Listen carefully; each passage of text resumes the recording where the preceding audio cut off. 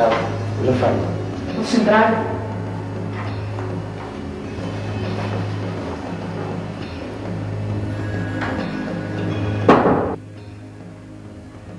Mi dispiace tantissimo per ieri sera, riuscirai a scusarmi? Non devi scusarmi, non c'è niente da scusarsi, tutto a posto. Ma dai, non dire sciocchezze, è colpa dell'alcol, ho sentito tantissime di queste scene. Ma mi stai ascoltando? Che Dio mi perdoni dopo tutto quello che ho fatto. Sono un lurido assassino, merito la stessa fine di Heriberto. Ma che stai dicendo? Cosa ti succede? Guarda queste scene, guarda quali film aveva con sé Heriberto. L'ho preso dal suo fianco prima di ammazzarlo.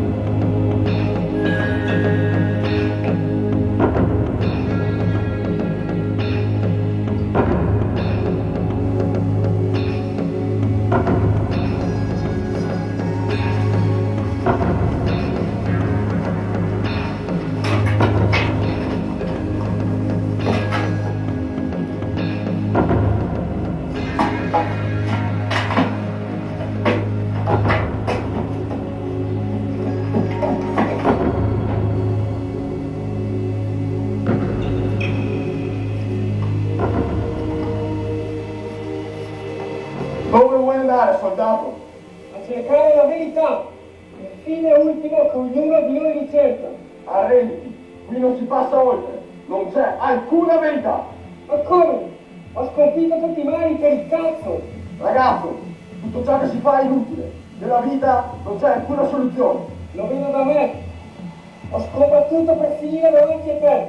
Non posso crederci, sono già il capolinea. Proprio così. Allora mi arrendo. Fammi passare, voglio entrare nel tuo regno. Ehi, ma tu non sei morto. E cosa devo fare allora? Tra un'ora al vigneto di Tesdeo numero 8.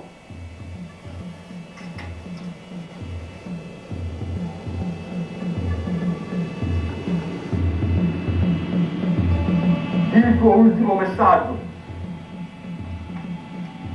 Ho capito che la verità è non poter sconfiggere il destino. Siamo tutti uguali, vincenti o perdenti. Meglio arrendersi.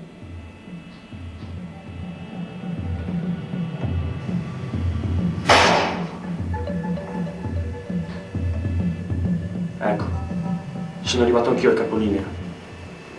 Non avrei mica in mente di... Vattene per piacere e di a tutti che non dirò una parola, che Ferdinando non può parlare, che è un immenso vuoto silenzioso spento nell'eternità. Ferdinando, ascoltami. Vattene di qui, se rispetti di me. Vattene al più presto e non dire una sola parola.